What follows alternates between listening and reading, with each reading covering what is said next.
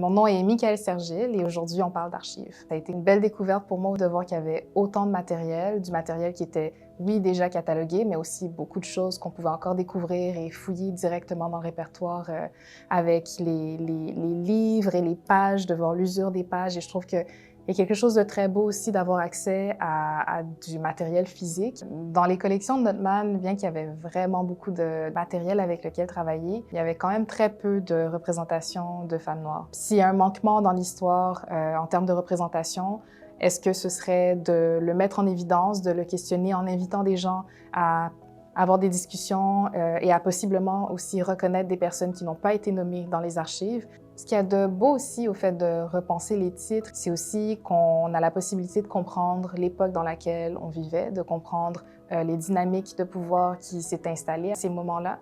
Et je trouve qu'il y a quelque chose de beau aussi à pouvoir les questionner, à pouvoir avancer et faire en sorte que d'année ou d'époque en époque, on soit en mesure de re-questionner ces titres, mais de garder quand même une trace de la façon dont les choses ont été faites dans le passé.